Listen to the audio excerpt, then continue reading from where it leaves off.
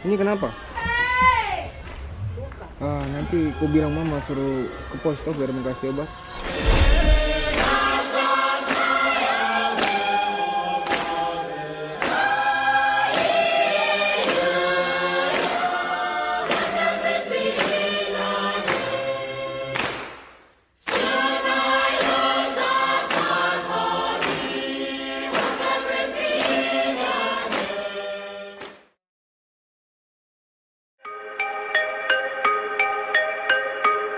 Bumi Cendrawasih adalah bagian dari Negara Kesatuan Republik Indonesia yang memiliki sejarah panjang.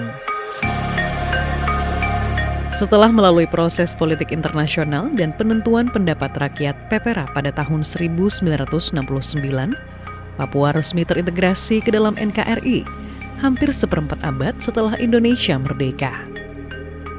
Dalam rentang waktu tersebut muncul berbagai dinamika politik dan gerakan perlawanan yang berkembang, menjadikan situasi keamanan dan sosial di Papua kerap kompleks hingga hari ini. Dalam situasi ini, negara menghadirkan aparat keamanan, termasuk TNI Angkatan Darat. Kehadiran TNI kerap menimbulkan pro dan kontra di masyarakat. Sebagian melihatnya sebagai langkah penting untuk menjaga keamanan, sementara sebagian lainnya menyoroti tantangan dan penerapannya yang terkadang menimbulkan gesekan dengan warga. Kalau ada masalah ya dong cepat untuk kita minta bantu untuk kasih berhenti anak-anak mabuk, kalau bakalai dalam kampung ya dong cepat untuk kasih bubar. Mama rasa mereka di sini baik, bergaul dengan kita masyarakat, datang gereja sama-sama, kita rasa senang terima mereka, kehadiran mereka di sini.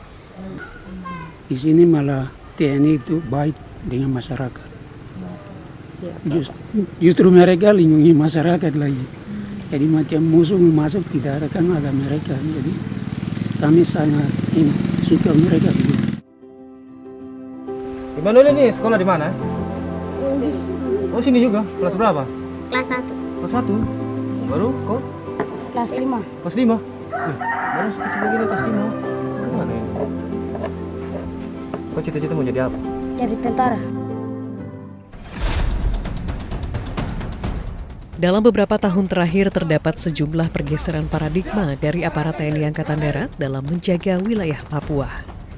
Selain fokus pada penjagaan militer, anggota TNI Angkatan Darat juga turut mengedepankan pendekatan humanis lewat interaksi dengan masyarakat, memahami kehidupan sehari-hari dan memastikan keamanan berjalan seiring dengan kesejahteraan warga. Pendekatan humanis bagi kami prajurit Kodam 17 Cendrawasih melalui dialog baik-baik dengan masyarakat yang kami lakukan selama ini dan dengan kami melaksanakan melalui program unggulan-unggulan Bapak Kasat. Itu adalah pendekatan manunggal air yang kami laksanakan, pemberantasan stunting, bersatu dengan alam, itu yang kami laksanakan selama ini. Pendekatan-pendekatan baik-baik dengan masyarakat yang dilakukan oleh para babinsa maupun prajurit kita di lapangan, sehingga masyarakat dapat merasakan kehadiran TNI yang tidak represif, Mbak. Salah satu wilayah yang menjadi perhatian adalah Papua Pegunungan.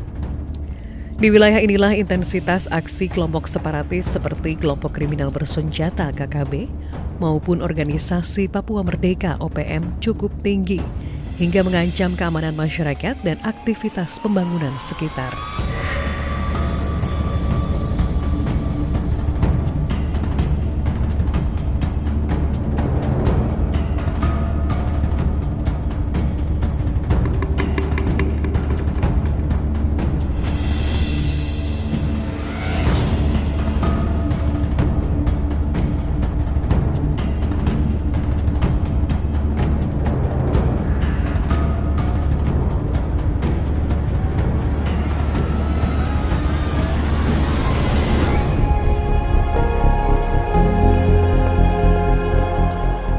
Selain Papua Pegunungan, wilayah lain yang menjadi perhatian adalah jalur perbatasan Papua dan Papua Nugini. Titik ini tergolong rentan karena kerap dimanfaatkan sebagai jalur masuk kelompok separatis hingga berbagai aksi penyelundupan barang ilegal. Melalui pengawasan dari Satgas Yonif 643 Wanara Sakti TNI Angkatan Darat, sejumlah aksi kriminal yang terjadi di wilayah ini berhasil dicegah. Memang di Papua ini setiap 1 Desember adalah hari ulang tahun organisasi Papua Merdeka. Kami mendapatkan perintah dari komando atas dari Koop Swasembada untuk mengamankan perayaan tersebut yang memang secara administrasi di Indonesia ilegal, dan apabila bisa dicegah sebelum pelaksanaan ya kita laksanakan. Tapi namanya pelintas batas, kemarin dengan informasi yang ada kami melaksanakan sweeping, kemudian mendapatkan informasi juga dari beberapa masyarakat ada pelintas batas ilegal ini melalui jalan tikus tadi, jalan yang alternatif yang menuju ke Papua Nugini, berhasil kita amankan. Di antaranya kami mendapatkan beberapa 3 butir munisi, beberapa perlengkapan baju yang dikatakan dia adalah West Papua Army. Dari jarak yang ada, yang harus kami kuasai, maksudnya dari Sekau sampai ke sektor kami di Waris, itu kami hanya terdislokasi menjadi 21 pos. Oke, yang memang ada PLBN, ada di Sekau ini memang dapat melaksanakan tugas dengan baik, memang sesuai prosedur. Tapi di titik-titik yang lain masih alam. Jadi kami masih terbentur untuk pengawasan perbatasan itu, kontur daerah, pegunungan dan lain sebagainya, kemudian cuaca. Kemudian pos-pos kami tidak semuanya ada di jalur atau sektor jalan yang memang bisa diakses. Kita ini di sini berbagi untuk masyarakat, bantuan dari pemerintah terkait banyaknya dukungan dari pemerintah, maka kita harus bagi rata langsung door to door.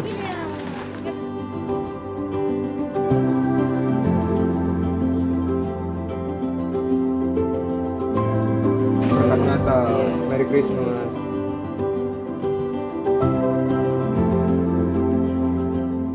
Di tengah tantangan keamanan yang terus berkembang, pendekatan untuk menjaga Papua tak lagi hanya soal kekuatan, namun juga tentang membangun kepercayaan. Peneliti Badan Riset Inovasi Nasional BRIN Bidang Papua menilai, dialog menjadi salah satu kunci penting untuk menjaga keamanan di Papua. Perspektif yang menimbulkan kesulitan kita itu sebenarnya bisa kita jembatani dengan kita membangun dialog. Ya, dialog itu seringkali disalah mengertikan gitu. Kalau perspektif TNI memang sudah seperti itu, ya itu memang doktrinnya memang begitu ya. Jadi TNI harus menjaga itu. Tapi pada saat yang sama TNI juga harus memperhitungkan jangan sampai terjadi korban di pihak orang, manusia gitu. Kenapa kemudian saya dan teman-teman di LIPI pada waktu itu bekerja sama dengan Jaringan Damai Papua dan beberapa kelompok masyarakat, kita membangun dialog. Kan pasti ada alasan. Kenapa misalnya sekarang lebih banyak TNI yang berperan di Papua misalnya, ya atau di seluruh Indonesia lah katakan, daripada di masa Pak Jokowi. Itu kan harus disampaikan. Kondisi Papua hari ini tak lepas dari sejarah panjang serta dinamika politik dan sosial yang terus membentuk kehidupan masyarakat. Dengan sejarah itu, menjaga Papua bukan sekedar soal keamanan, tetapi juga memahami kehidupan warga dan menyesuaikan kehadiran aparat dengan kebutuhan mereka sehari-hari.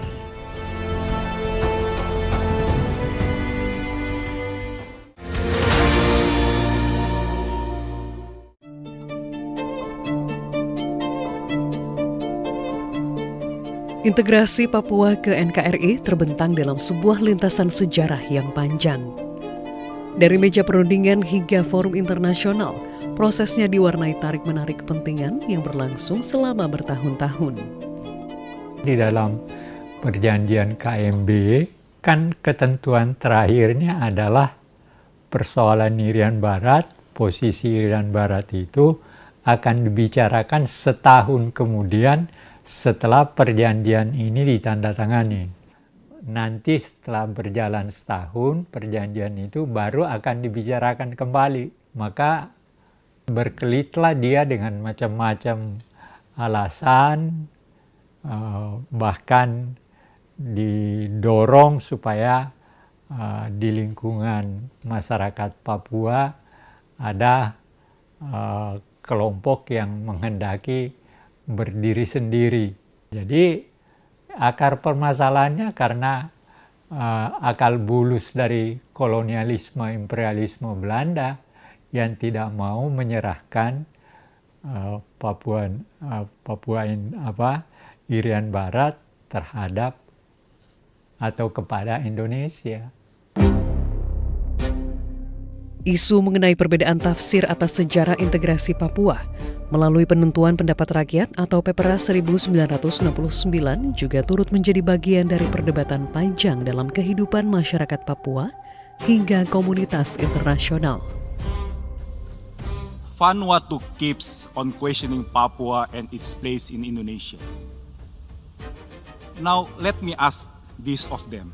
Have you ever bothered to have a deeper look into the legal and historical facts on the status of Papua as an integral part of the United States of the Republic of Indonesia? If not, I suggest that you read all the historical files. Namun faktanya, secara hukum internasional, status Papua sebagai bagian dari Indonesia telah memiliki dasar yang jelas yang tercatat dalam resolusi Majelis Umum PBB nomor 2504. Jadi memang berdasarkan perjanjian New York atau New York Agreement itu kan ditegaskan di sana bahwa pelaksanaan PPRA itu harus berdasarkan prinsip one man one vote ya.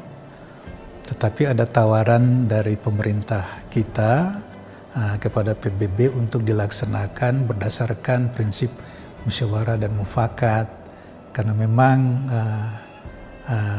kehidupan berdemokrasi di Indonesia ketika itu kita melihat bahwa memang prinsip kita musyawarah untuk mufakat itu sesuatu yang penting juga ya. Oleh karena itu PPRA pada waktu itu dilaksanakan berdasarkan prinsip itu. Memang disetujui oleh PBB. Nah, jadi saya kira tidak merupakan pelanggaran di sana.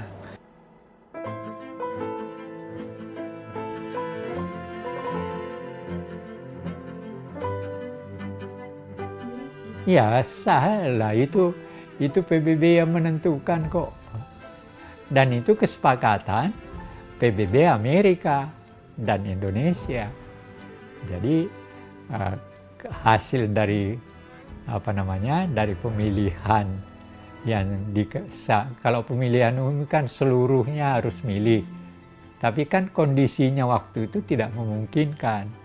Akhirnya diputuskan oleh waktu itu sudah pemerintahan Pak Harto, Ali Murtopo CS menentukan ya pemilihannya berdasarkan atas 2000 sekian orang itu, tokoh-tokoh Papua, kepala-kepala sukunya dan segala macam, itulah yang menentukan. Dan hasilnya yang menyatakan bahwa mereka sepakat untuk gabung dengan Indonesia, disepakati juga oleh PBB. Jadi kalau mereka sekarang menuntut, ya jangan tuntut ke Indonesia, tuntut ke PBB. Dari titik inilah muncul beragam narasi dan tuntutan politik yang terus berkembang hingga kini, termasuk munculnya gerakan separatis. Bahkan misalnya gini ya, saya misalnya bicara di beberapa forum lah ya di Papua, itu kami tidak pernah sama sekali menyinggung soal merdeka. Bahkan dengan kelompok-kelompok yang vokal pun, kita nggak sempat malah bicara merdeka. Kita cuma bilang, ini bagaimana Papua, bagaimana konflik dihentikan, bagaimana pengungsi diatasi, bagaimana anak-anak bisa sekolah dan sebagainya gitu. Itu yang selalu muncul justru. Jadi bukan merdeka. Nah, saya khawatir ini juga menjadi kalau dibilang ini konfliknya direkayasa atau bukan gitu. Kalau konflik sudah lama, itu sangat mungkin bisa direkayasa oleh kepentingan siapapun. Ya kan konflik itu juga menghasilkan uang ya. Jadi artinya misalnya jual beli senjata, nah itu kan juga salah satu sumber finansial tuh. Jadi sudah diperpanjang saja konfliknya, siapapun lah oknumnya gitu ya, pelakunya gitu. Nah kemudian juga propaganda politik itu kan bisa dimonetize ya, masuk di segala macam medsos dan sebagainya gitu. Itu sangat-sangat mungkin karena sudah lama itu, makanya saya bilang itu karena bentuknya menjadi konflik trap tadi, segala macam itu bisa terjadi. Nah, kita kan harus kembali mengurai satu-satu. Ini mau kita apakan nih konflik yang sudah selama ini gitu. Karena mungkin perlu dicatat ya, konflik di Papua itu konflik kekerasan terpanjang kedua di Asia Tenggara setelah konflik di Mindanao. Seiring berjalannya waktu, perbedaan narasi politik ini turut membentuk dinamika keamanan di wilayah Papua. Dalam konteks inilah kehadiran aparat keamanan menjadi penting untuk menjaga rasa aman bagi warga, sekaligus memastikan roda pelayanan publik dan pembangunan tetap berjalan. Cuman saya kira begini, terlepas dari semua pendekatan itu, yang paling penting adalah pelaksanaan tugas TNI secara profesional. Apabila TNI kita, anggota-anggota kita yang diturunkan ke Papua ini melaksanakan tugasnya secara profesional sesuai dengan peraturan perundang-undang kita, undang-undang TNI kita, itu saya kira tidak akan terjadi masalah. Tetapi tentu bahwa aspek normatif di satu pihak apabila hendak dilaksanakan toh dalam kenyataan di lapangan itu kan ada faktor-faktor lain yang tidak turut mempengaruhi bagaimana tugas TNI kita itu dilaksanakan. Bagi saya melihat bahwa pendekatan apapun yang dilakukan atau dengan seberapa besar pun kekuatan TNI yang diturunkan ke sini, apabila dilaksanakan sesuai dengan aturan kita, maka tidak akan terjadi persoalan pelanggaran hak asasi manusia itu sendiri. Mengapa demikian? Karena undang-undang TNI kita sudah serius memperhatikan perlindungan hak-hak masyarakat itu. Di tengah dinamika keamanan dan kondisi sosial yang kompleks, pemerintah terus mendorong upaya pembangunan di Papua sebagai bagian dari keadilan pembangunan, sekaligus menegaskan bahwa Papua merupakan bagian yang tak terpisahkan dari denyut pembangunan nasional Indonesia.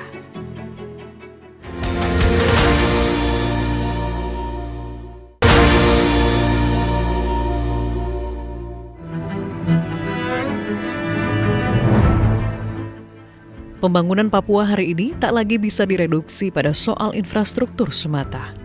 Ia menuntut cara membaca Papua secara utuh dalam keseluruhan konteks sosial, budaya, dan sejarahnya, bukan melalui pendekatan yang seragam.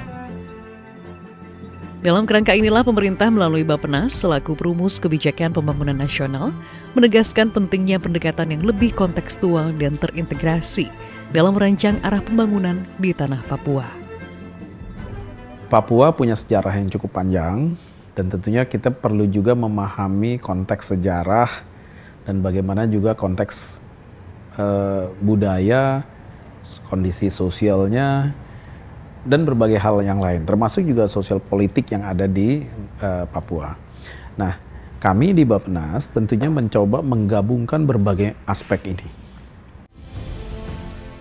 Konteks ekologis dan kultural adalah dua hal yang tidak dapat dipisahkan dari pembangunan di Papua, di mana hutan memiliki makna penting bagi masyarakat setempat.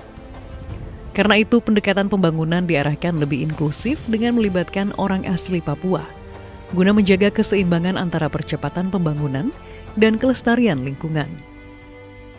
Kita tahu Papua ini mayoritas arealnya hutan. Saya pernah menghitung hampir 93% tutupan kawasannya adalah tutupan hutan. Dan hutan bagi masyarakat Papua itu adalah seperti ibunya orang Papua. Dan oleh karena itu kita harus betul-betul bisa melihat secara keseluruhan, tidak hanya sekedar membangun, tapi juga harus melihat aspek-aspek tadi seperti hutan yang bisa dikatakan sebagai ibunya orang Papua. Tapi sekarang, baik di pusat pun, sekarang juga melibatkan banyak orang OAP, ini di pusat nih, untuk mengambil kebijakan yang ada di pusat. Sekarang contohnya Pak Presiden membentuk Komite Percepatan Pembangunan Papua. Itu isinya teman-teman Papua semua yang membantu kami juga nih mengimplementasikan RAPPPP itu, sekaligus juga memonitor pelaksanaannya. Sejalan dengan perspektif ini, pemerintah memperkuat Komite Eksekutif Percepatan Pembangunan Otonomi Khusus Papua. Hal ini menandai upaya negara untuk menggeser paradigma pembangunan Papua dari pendekatan administratif menuju kerangka yang lebih partisipatif dan kontekstual. Komite ini diposisikan sebagai pengawal proses, dari perencanaan hingga evaluasi, agar keterlibatan masyarakat adat tidak berhenti sebagai simbol semata, melainkan menjadi basis legitimasi dan tolak ukur transparansi hasil pembangunan. Kita mulai dari perencanaan. Perencanaan itu komite akan selalu mendorong dan memastikan keterlibatan masyarakat adat, orang asli Papua, termasuk kelembagaan-kelembagaan yang sudah disusun, dibentuk berdasarkan undang-undang untuk memainkan perannya secara maksimal, misalnya MRP, LMA, DPR perwakilan, dan yang lain-lain. Dalam perencanaan semua komponen ini harus terlibat aktif dan itu komite eksekutif akan pastikan. Yang kedua adalah tentang cara kerja. Cara kerja itu masyarakat bukan hanya, tadi saya sudah sempat singgung sedikit, partisipatif itu bukan tentang menjadi penerima manfaat, tapi ikut mengawasi dan ikut memberikan masukan, paling utamanya masukan mereka didengarkan oleh pemerintah. Untuk mendukung percepatan dan pemerataan pembangunan, sejumlah wilayah di Indonesia diberikan keistimewaan berupa dana otonomi khusus atau Otsus. Papua menjadi salah satu wilayah di Indonesia yang memperoleh dana Otsus setelah Aceh dan daerah istimewa Yogyakarta. Pemberian dana Otsus pada suatu daerah umumnya didasarkan pada kombinasi faktor historis, politik, dan sosial ekonomi yang tidak sepenuhnya dapat diakomodasi melalui skema desentralisasi biasa.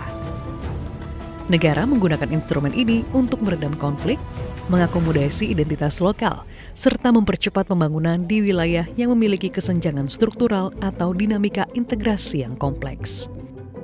Kebijakan Otsus bagi Papua telah berjalan sejak disahkannya Undang-Undang Nomor 21 Tahun 2001 yang menjadi landasan awal pengucuran dana Otsus sebagai instrumen afirmatif pembangunan.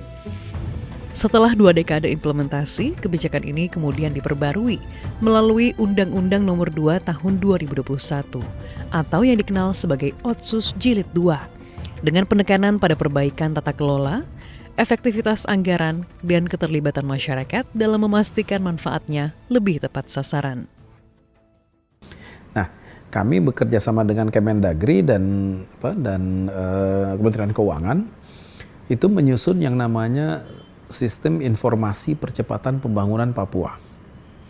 Jadi, teman-teman Papua nanti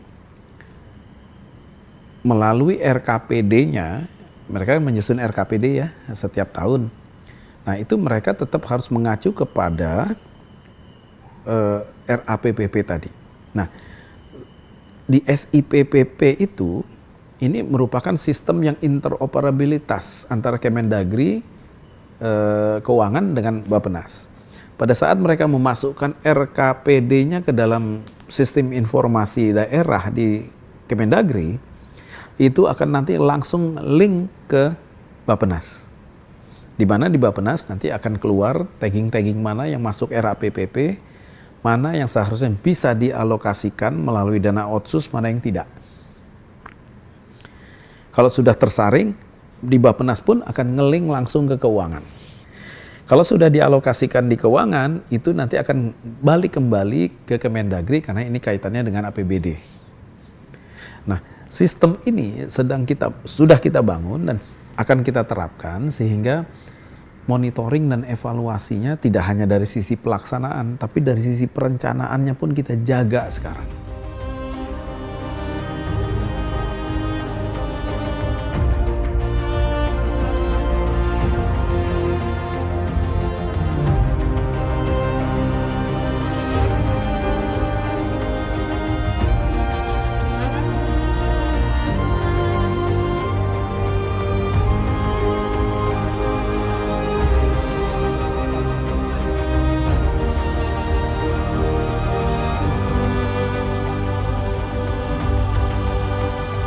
ada 3 wajah yang pengen kita munculkan berdasarkan RIP 3 tersebut. Adalah yang pertama, Papua yang cerdas. Itulah kenapa usaha-usaha untuk mengurangi stunting yang signifikan dengan target hingga jauh di bawah 20% di tahun 2026 itu harus kita seriuskan. Program-program presiden seperti makan bergizi gratis itu menyasar masyarakat yang paling rentan terhadap stunting ini untuk menciptakan generasi muda Papua yang nantinya cerdas. Wajah kedua adalah Papua yang produktif. Setelah kita punya manusia-manusia Papua yang cerdas, maka mereka bisa menjadi manusia-manusia yang produktif, punya akses terhadap pekerjaan, punya akses terhadap permodalan ketika mereka butuh membangun usaha, punya akses terhadap giat-giat ekonomi yang memadai yang dapat mencukupi kebutuhannya dan keluarganya. Karena cerdas saja tidak cukup, harus cerdas dan produktif ya. Papua cerdas tadi Papua pintar maksudnya ya, Papua pintar, Papua produktif, dan paling utama adalah Papua sehat. Ketiga, di Papua pintar atau cerdas, Papua produktif, dan Papua sehat. Sehat ini penting sekali karena kita bicara sehat itu adalah sehat fisik dan sehat jiwa. Kalau secara stunting, secara malnutrisi tadi sudah dibentuk dan dikurangi sejak kecil, maka kecenderungannya dia akan punya tubuh yang lebih sehat dan lebih produktif. Tetapi apakah dia akan sehat seterusnya? Usaha-usaha Pak Prabowo untuk mengurangi tingkat TBC dengan cek kesehatan gratis ataupun revitalisasi rumah sakit untuk meningkatkan kualitasnya. Kita lihat usaha dari pemerintahan administrasi yang sekarang dalam memerangi malaria. Nah, kita tidak ingin lagi ibu-ibu hamil meninggal karena tidak punya akses ke fasilitas yang memadai. Papua sehat. Jadi itu tiga wajah Papua yang kita lihat dalam masa depan adalah Papua yang pintar atau cerdas, Papua yang sehat, dan Papua yang produktif. Menjaga Papua pada akhirnya bukan sekedar soal pembangunan, tetapi tentang merawat manusia, menghormati sejarah, dan menjaga ruang hidupnya secara utuh. Dari jejak integrasi hingga arah pembangunan hari ini, Papua mengajarkan bahwa kemajuan hanya bermakna jika berjalan beriringan dengan keadilan, keberlanjutan, dan aspirasi yang tumbuh dari tanahnya sendiri.